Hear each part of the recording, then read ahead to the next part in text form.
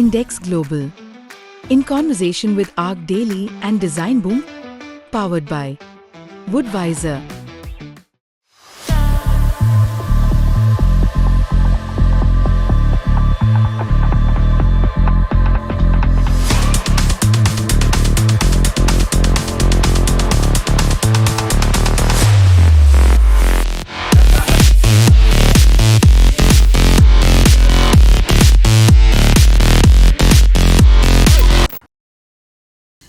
Good morning, everyone. My name is Claire Broadka. I'm managing editor at Design Boom, and we're here with INDX Global at Milan Design Week. I'm super thrilled to have you all to speak about a new topic, which is the new global nomad. So thinking about transience and, in a place like Milan, I think is perfect for this topic.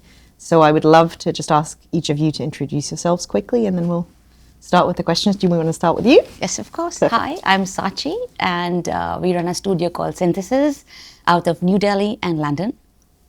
Hi, I'm Shilpi Sonar. I'm from Raipur, and I run a studio named Creations and Urban Scenes. Hi, I'm Krithika. I'm based in the southern city of Chennai, and it's called Transform Strategy Design. We focus on strategy in projects, and I'm happy to be here. Hi, this is architect Sumit Dhawan, and I have a practice by the name of City Space 82 Architects. We are majorly managing architecture, which would involve commercial, retail, and residential. Wonderful. Thank you all so much. It's a great mix of people, great group to chat to, I think, about this topic. Now, we all obviously live in a very globalized world these days. So, this is really just about finding out how that has affected your practice and kind of picking your brains about how that's maybe shaping the design industry as a whole. So I would love to start with the question of how place, I guess, matters in a world where, geography kind of transcends design ideas. How does your sense of place affect the design ideas? And feel free to just jump in with answers whenever. Well, I think it's a very upfront and personal for us because our studio Synthesis, we were primarily New Delhi based and we're doing global projects all over the world. But very recently, not so recent either, like 7-8 years back, we had a physical studio back in London in Chelsea. And that's when we were trying to be like reorganizing the whole structural system and in a different zone of the world, which is more of a Western world. Interesting, it came to the fact that where the emphasis was more on delearning than learning, and then initiating a refresh as a start, which doesn't per se means that forgetting what you've learned, they always count. The soul is still there from where it initiates. But the whole adaptation, like when you say globally and sitting out loud somewhere in a Western world, needs a lot of refresh, like a reset button, which in a way is good because it's again learning. So you de-learn and learn again. So that was a very interesting take. That's really, I've never thought about that in as much detail, so thank you for sharing, for sure. So I personally believe that we've practiced on projects across the world. We've part of Caribbean in the US. We've created projects, and to me, it didn't really matter whether the project was based in India or whether it was based in the United States. The sense of place is the only thing that ever matters. Absolutely, the only thing that matters, because I've designed in in very sensitive zones, like which are environmentally very sensitive, very specifically, lots of zoning regulations and things like that.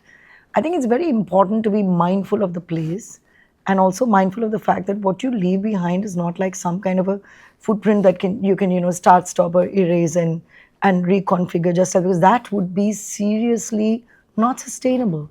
And when architects and designers are forever speaking about sustainability, it's not the set of choices that you make for that point in time, rather that consumption that you make in the project has to be economically sustainable over the longest period of time. Should not come up for a project, rehash or a renovation or or even complete reinvention, unless the economic sustainability, because I work mostly in commercial projects. If you do not look at the business plan and the economic sustainability for project, and that is the biggest nightmare. So I think that the sense of place has got a lot to do with sustainability. Right. So you, sorry, you would say that sense of place in the very immediate context of the site and of the city and the Site, city, the site, the city, the consumer, the purpose, and what works for that particular business in that particular, geography. I think all of this is very, very pertinent and for sustainability. And hence, I think it's very important that architects also have a strong business ethic. Right. I think you should think of yourself as a board member, on the economic advisory board of that client. I would say. Nice. Yeah. My case, my practice has been very organic. Didn't work with any architect. Started on my own, assuming that I know everything, which was the biggest mistake. But some ways, I think it made me learn a lot.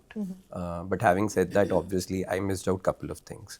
So let's not talk about the negative part of it. I would rather speak about the positive side. So initially, when we started, obviously, when we talk about a place, which to me architecturally is the context, which plays a very important role, it was always what should be placed there with respect to the visual aesthetics of the project.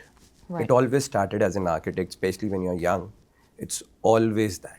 If you're designing in Delhi, it should respond to climate, it should respond to culture, it should respond to obviously the client's requirement. But having said that, the utmost important thing initially used to be the aesthetics. Right.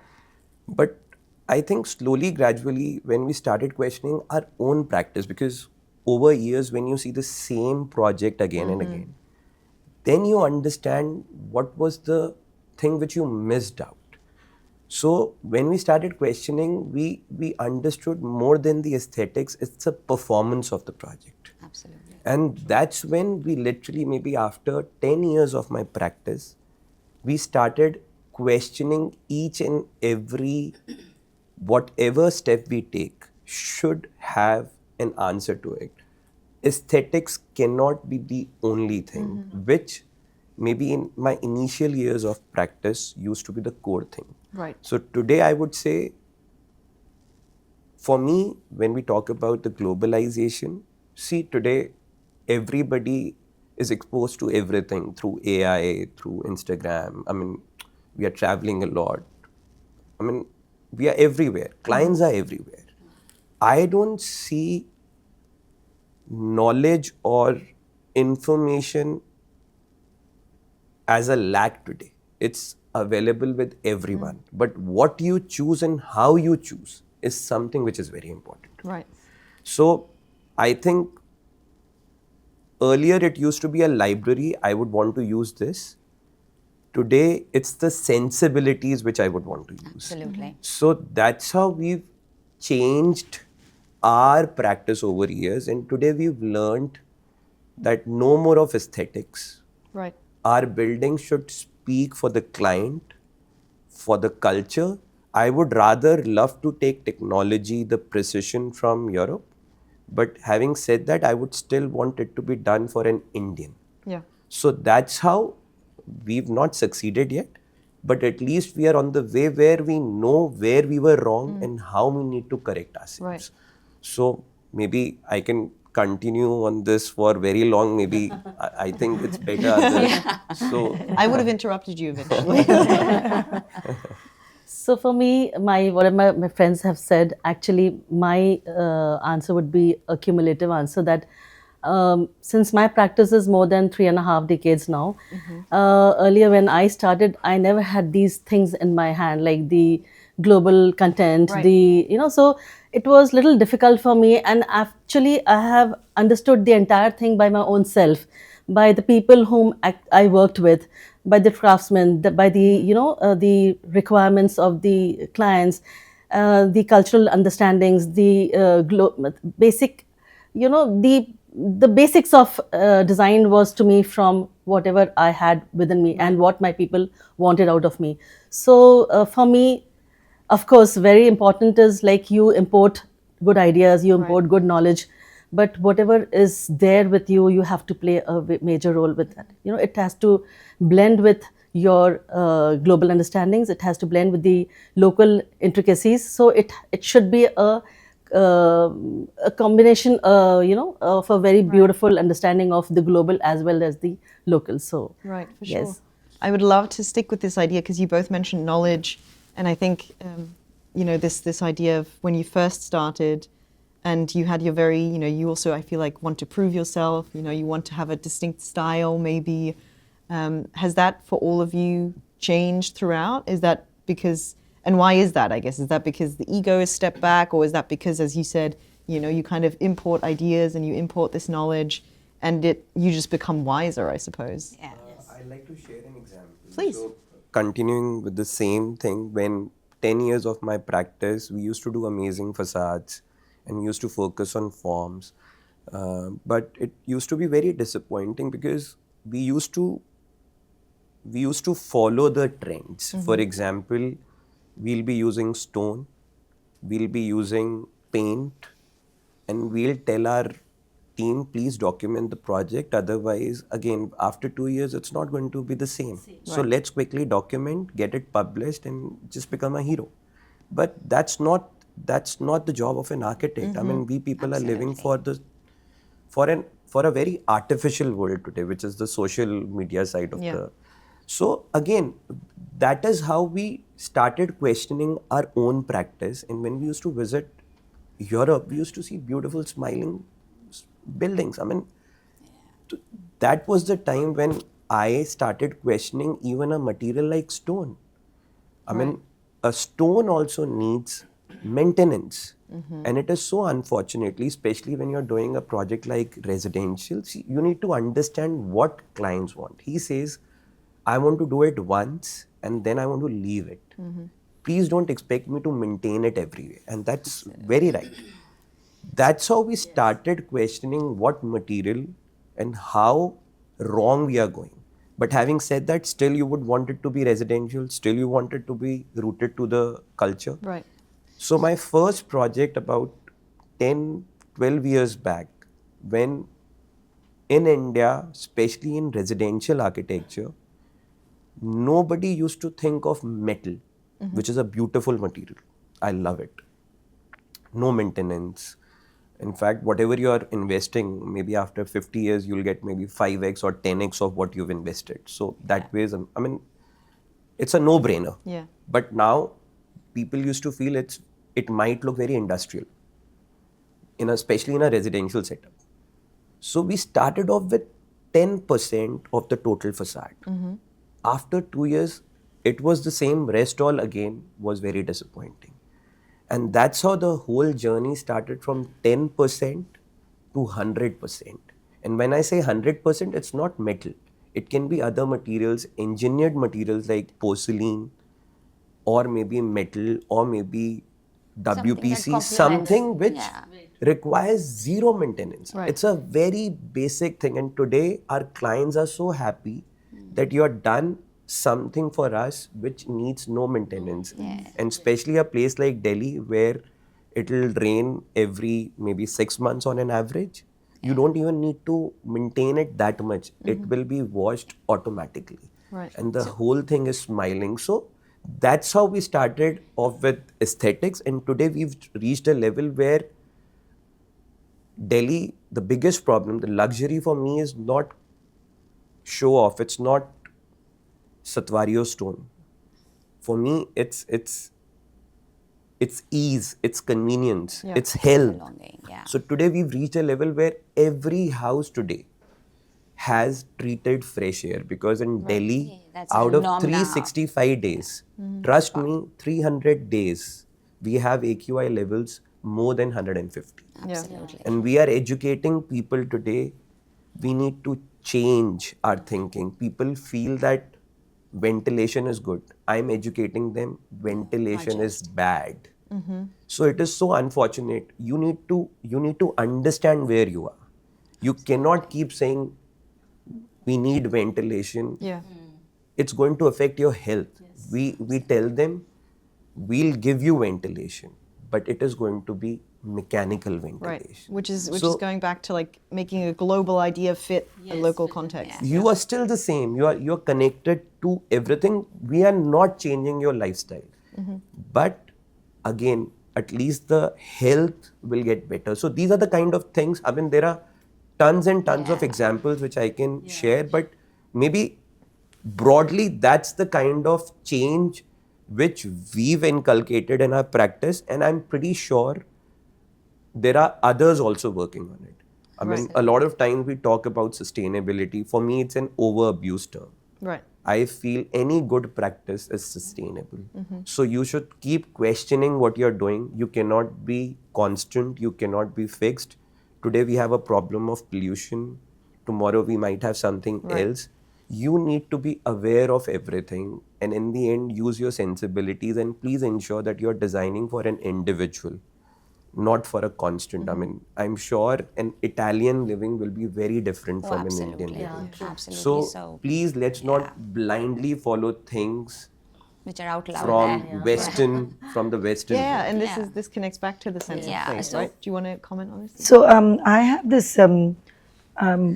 this a constant belief that there's a lot of focus on residential as architecture, residential space as architecture. But today, I think people spend more time outside their homes, and very little is being considered on what is great design values. I'm never going to call it aesthetics because, like he said, like Sumit rightly said, the aesthetics, will happen anyways. It connects. Like nobody's going to set out to make an ugly building. I mean, of course, a lot of people do with their misadventures. Not on purpose. With their misadventures. Maybe that's their aesthetic, with their right? with their misadventures.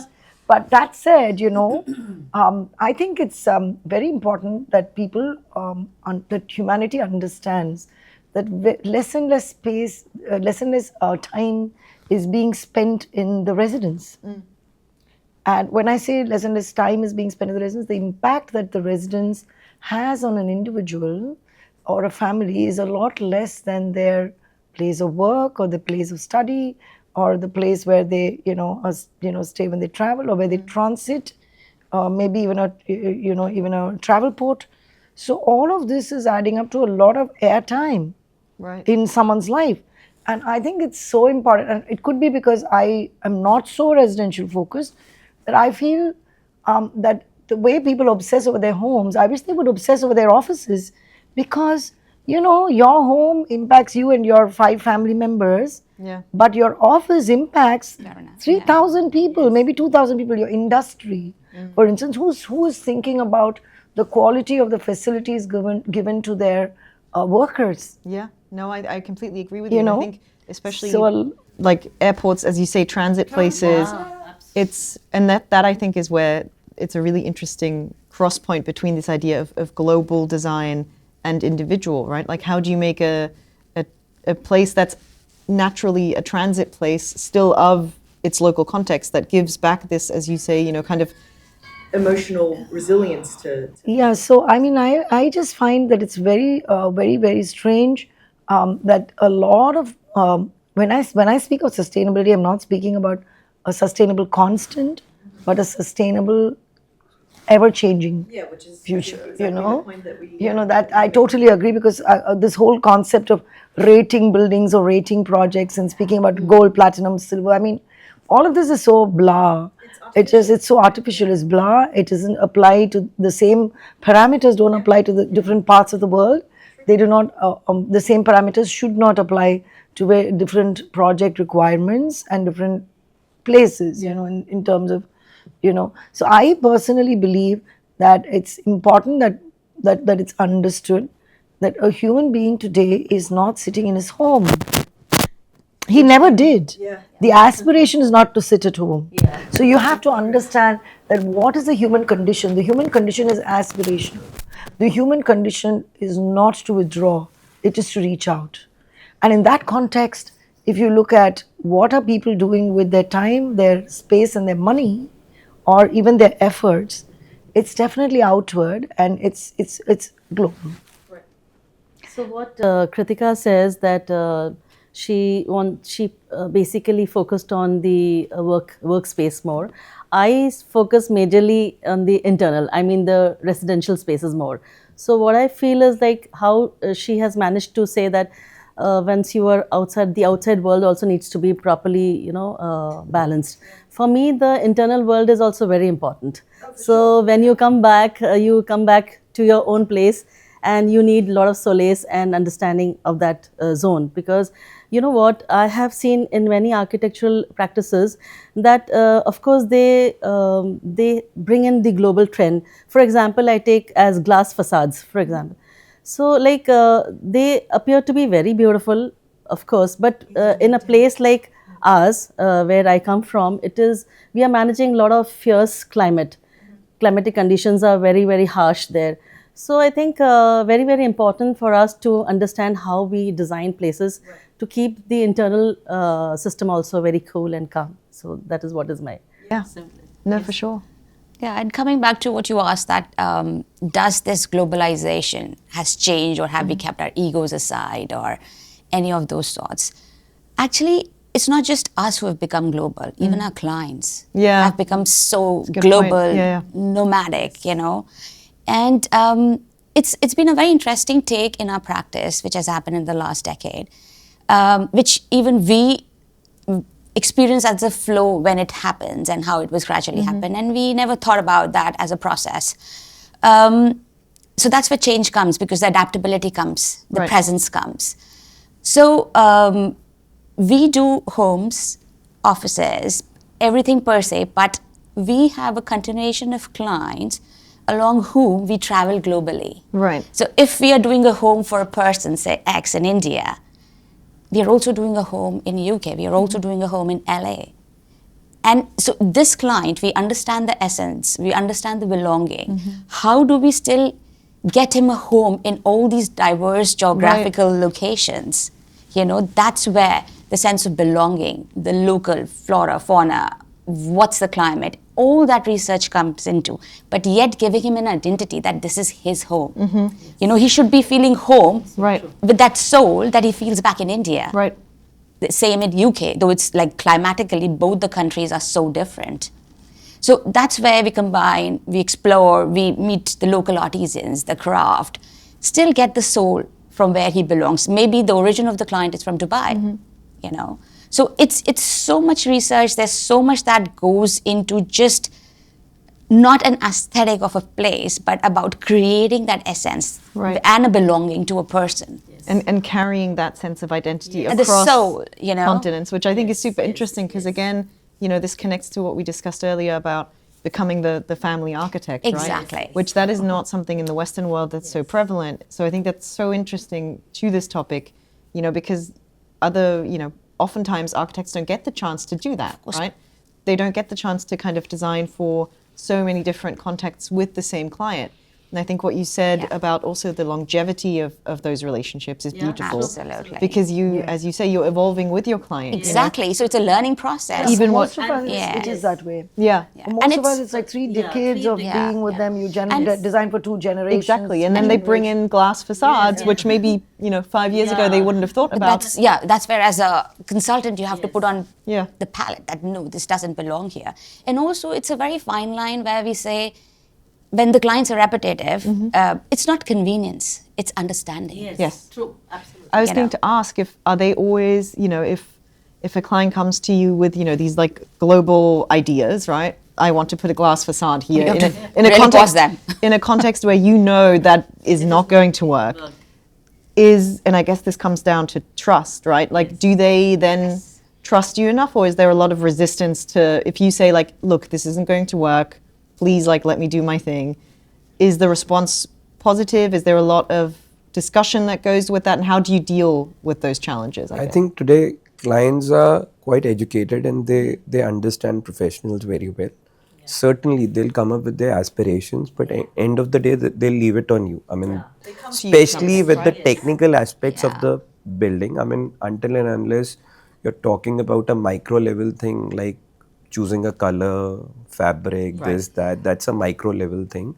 But when you talk about the macro level, the envelope or the fabric of the building, I think they are rather dependent on you. They would expect you to tell them that you're wrong. And today they like it when you retaliate, when you go against them. I mean, they are not taking, I mean, It's there not used always to a be yes, a time. you know? It's never always a yes. Change, yes. I mean, But I think we all come across people where there is a little resentment in the and I initial think times. it's more to do with your experience and practice. I mean, when you become a brand again, that trust is there on you. So maybe most of us, because we have a decent hold in our respective practices. So maybe that can be one of the reasons, because initial years it used to be very different. I think it's also got to do with the challenge on their time. Yeah. They have less time to deal with these things. I agree, that's a very important fact, actually. I think it's Like, all okay. So they're like, okay, just no. I think it's all I would rather say it's all interconnected. You're getting those clients because who can afford you, and that's the reason they have less time. So I think it's all interconnected.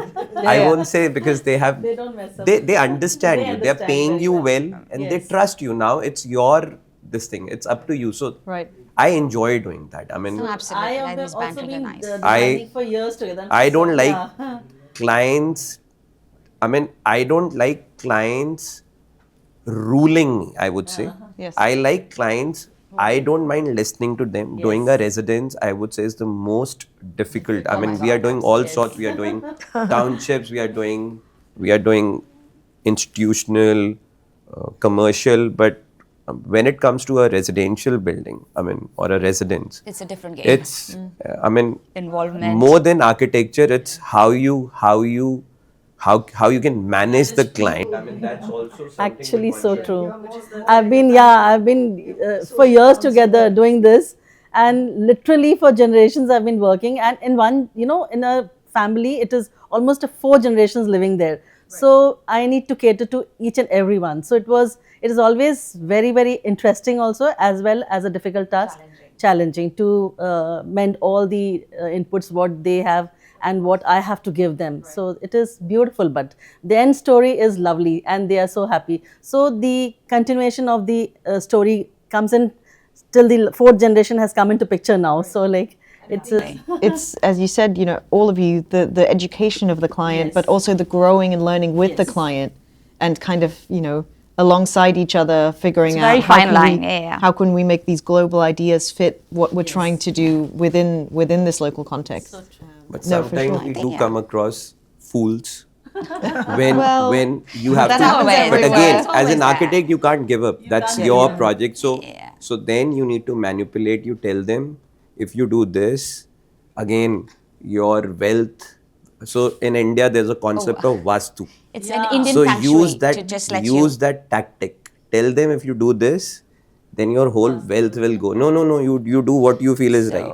It's globalization. It's that geographical condition and the location of the world where this myth actually exists, and people go by the rule book. Like nobody wants to mess with what Sumit is saying. Okay. So I think it's very clever of him to put that across, and he's unfolded all the baskets and the eggs. I call myself Gunda. People are going to listen to this and be like, that's Now how I he know. does this. Next time. So But what do you call unfortunately, Gunda in in Western English? world, nothing like that happens. And I have tried explaining them, but they won't. So I am the Gunda, I am the goon. Basically, I always say, if you need to do a good practice, you need to be goon. You cannot let other person rule you. You can't say once the project is completed, it didn't come out nice because the client didn't let me do this. For me, that's a big It's no. giving up responsibility, I right? would This is take still- I would take all the responsibility. If something is not coming out nice, it's your responsibility. You cannot blame the client. That's my way of working. So I have this, whenever a client is acting sticky or, truculent over some decision, always tell me, hey, picture this, you've gone in for a brain surgery or a heart surgery, and like in the middle of the process on the table, you want to like come out of your, partly sedated state and then say, hey, do you know what you're doing? Or is this the right, did you pick the right me do my nerve? job. Hey, you're just risking yourself, right? So as disciplined as you would be, once With you've that. handed over your diagnostics to a doctor and to a surgical team, that disciplined you need to be when you are dealing with an architect or an engineer, even your builder for that matter. It's so woodworker, sad your everyone. that a lot of the time, architects also tend to dominate. I mean, I would like to be a little self-critical here, in that some of the staff we employ forget to value the craftsman, and they forget to value the karigar, they forget to value the mason or the plumber. He is as much vested in the project as we are, and it's so important. The youngsters, younger generation, I can say this because I'm it's like true. I'm 30, 33 years or 34 years into this practice, and I can say that the younger generation so poorly values craftsmen and workers on site, and they never listen. They don't appreciate the nuances of the practical aspect, actually putting that plan into place. If a pipe bursts, the Yeah, whole building yes, absolutely. goes down. So that, like the technical services team, you must have respect for everybody's contributions, not just the architect. Yeah. So if your technical services guy, some guy down the line is going to come up to you in a meeting or in a situation and say, hey, this could be endangering, you must understand you're endangering the investment of both money and time Right. and space Because to they're creating fixing something. something. It's not just your ego or the client's ego. I don't believe in this pecking order of things. I think it's like the universe comes together to create a project. Yeah, it's an organism, right? And It's got its own energy line. Everything, And everyone matters. so you cannot really pick and choose your, you need to keep listening. You need to you need to tune in. Yeah. I mean, I'm sorry if I No, ranted I a bit on this that's subject, okay. because I also because this believe- qualification, this concept of qualified, and No, it's Very, at the very end of true. the day, Yes. it's the universe conspiring to create this thing. I And- always feel that we are learning from these craftsmen only, Yeah. majorly. And for me, I am indebted to them because all my life it's a give and take relationship. So we need to understand that they are specialized in some or the other understandings. So we have to give them equal respect. There are, for instance, situations where you have a large amount of money invested in a landscape, and the plant is just not plantscape is not thriving. Yes, very true. And then there could be a services line, or there could be like a high tension cable or something going, a little disturbing those plants. Right. Even that requires someone to look And into. that too, I think the idea of, too. craftsman or peopleship is that is I think the granular level of what we're talking about, right? Is this they are very much, if not always, part of the place and very much rooted in local traditions. And if you're trying to fit a global idea into a local setting, you still need, those are the people that are going to make that happen in the end, right, on a granular level. So I think this respect and this idea of honoring a craftsmanship of sorts, and it doesn't have to be, but I think especially when it comes to more decorative things, if it's woodworking or carpentry or, anything to do with especially local materials, this is something that, deserves the respect, I think, as you all rightly say. So, it's important to actually not pull rank, because it's very important in a project scenario not to pull rank, and say, oh, I own this whole. I mean, it's giving ourselves too much importance. Right. True. There are so many nuances that others can actually contribute to the well-being of a project. And go the on. craft, it's not per se only the good looking, Yes. the decorative, and skill is also a craft. Yes, skill is also craft. Whether it's from the layman, from the mason, to how you're putting a brick in a building, everything counts. So craft is just not like a good looking piece of art or a sculpture. Right. Yes, it is. Of course, it's also part of the same trade. But the work behind But it. the soulful input, who is going to implement, where it's the foreground that's been created to put that little object there, is all important. 100%. And I think this craft and this skill and knowledge, as you say, that's something that's honed in a local context, Yeah, right? You're not flying in, I mean, maybe you Yes, you are. do. You do, sure. But not from, potentially, maybe at some point, and this is, another maybe dichotomy that we can talk about, like if you're flying in, Italian masonry, for example, like you're still investing in, yes, it's you're importing a local knowledge in that case, right? You've got one context that doesn't, necessarily fit this particular project, but you're importing something that a local artisan somewhere else has made. Yeah. And disregarding the logistics and the kind of transport cost of it all, the idea of making something hyper local fit your new context is, I think, also something that's very interesting in terms. We have done a lot of this kind of transporting teams of workers to execute what they do best, which is, I think, a very important thing to do, because then you get the authentic. You don't get the make believe of it's a big yes. You make it genuinely, yeah. So if you can get an artist to come and work on a mural, there's no reason why you cannot get a tradesman to be given the same respect to come and do what is his speciality. There's nothing wrong with that. But in all of this, I think the most important aspect is that it's to realize that it's that architectural space or even project space goes beyond just hard surfaces and human beings.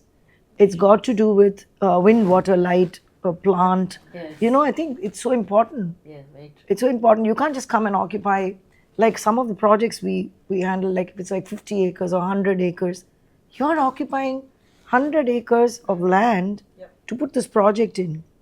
It's not all meant for the humans. So a lot of the time I have strange situations in resorts where people like, oh, there's a lizard on the porch. I'm like, yeah, you are in his space. Get rid. Fair enough. You can't go and put this resort in the middle of where you're, the snake. So I have a project where we have snakes. So coming on to that, there's So another I'm like, sanctuary okay, that you you're have doing snakes. in the Tiger's Wood in India. Yeah. So the leopards, the tigers, they come in. That's what you want me to see. But then the client told us to put like an electrified fence Oh, around. dear. And I was Yeah. like, no, that's not happening. You Pick a chose different this spot. side. Yeah. Yes. Yeah.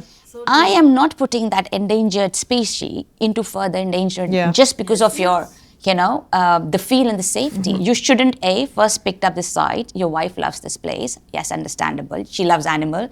You also end up loving them. You can't have an electrified fortress sitting in between. And, the elephants crossed during the site. We were told to stop all work when they were crossing. There were literally tigers giving birth.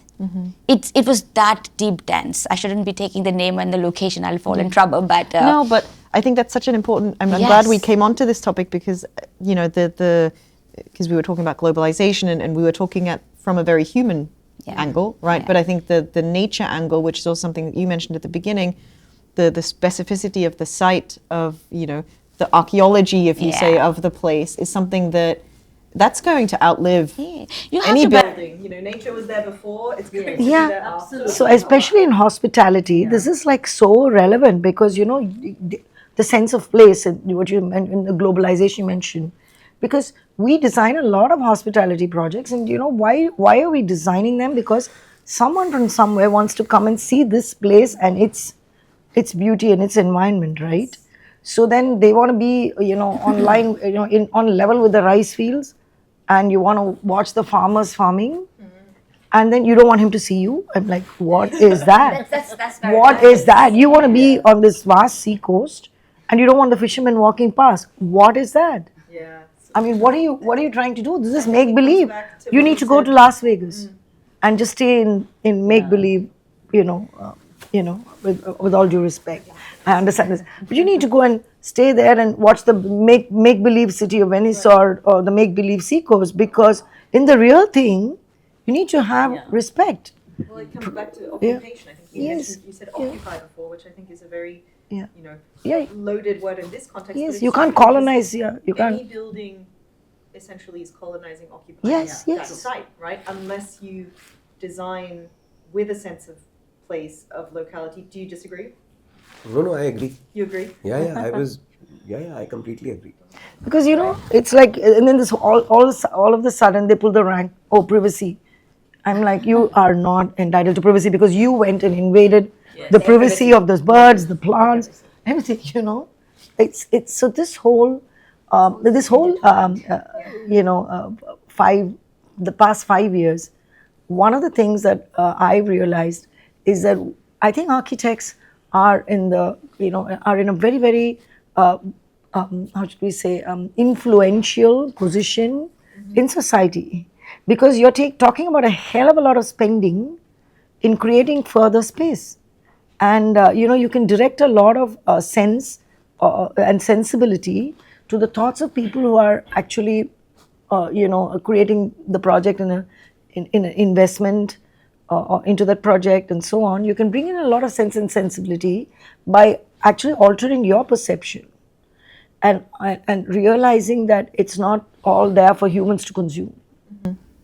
I think it comes down to, and this is, a thread that's kind of pulled through the conversation, but making these, like being aware of these global ideas and being aware, as you mentioned earlier, of course, sustainability, and I agree with you. I think this is something, a buzzword that's been thrown around a lot. God. We were speaking about, in an earlier session, about the fact that there's no certified woods from India, for example, which, that makes no sense because there should be, right? There's wood that is, there's a reason why these specific woods are growing, right? And you should be able to kind of use those in a way that's proud, I think. And even if it's not certified, doesn't. Just one. I'll like to again share an example. In India, cutting of tree is completely banned. Yes. And it is so disappointing, which is so lame, because after a certain time, let's say, the way we humans have a life, after 100 we are nothing. I mean, technically, we are just there. Yeah. Ideally, we should be, anyways, coming back to the trees, the same goes with the life cycle of a tree. But in India, it is so unfortunate that you cannot touch, let's say, a dead tree. Not even a dead tree, you cannot I remember touch. it has to be fallen, right? Not cut. Yes, Yeah. and please understand, until and unless you remove it, you can't grow again. You remove one, you grow 10.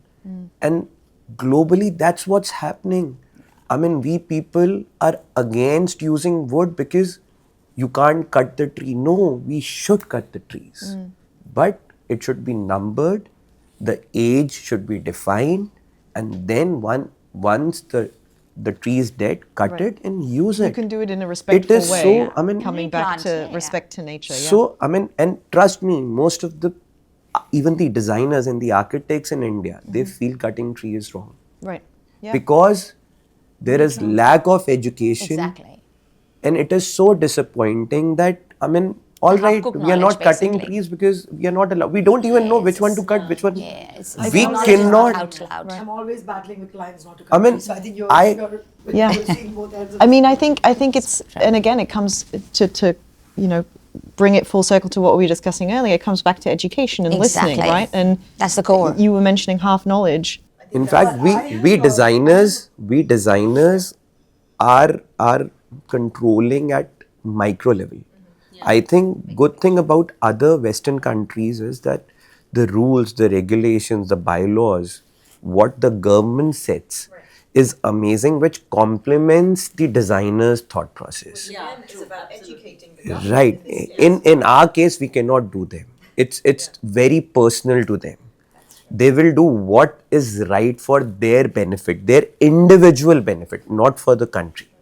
And that is where and that's the reason. Exactly. Yeah, that's a cultural. I would rather and that's the reason most of my cases, I'll end up using an aluminium fenestration because I know wood in India is not available. We are importing it.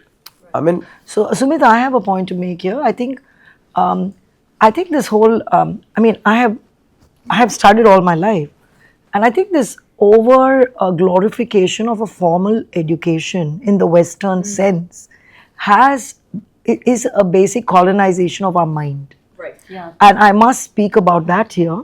It's a huge colonization of our mind. I think it makes us evaluate, and we are taught as a race to value our knowledge systems less and to place Western knowledge systems on a superior or a higher level. we are not. I No, must no, no, mention no, this no, no. because We are. no, I'm I just must saying mention this there- because the corruption I have No, no, seen no, no, in no, the no. Western world, no, it's Okay, everywhere. I'll take the example Whether of it's the China. bylaws, Forget about Western. no, I'll take just I one mean, moment. China I'm just is a trying to, beautiful example. no, I'm just going to mention here that the laws or the governance in India is in no way deficient compared to the way laws are made in the Western world. disagree. It can be bought. A lot of policy is bought. It's all just sponsored and bought in the Western world. I've lived in the United States. I know what it's like, and I've moved back. And I just must say, yeah. So I just believe that it's very important that while we clamor for globalization, we also understand.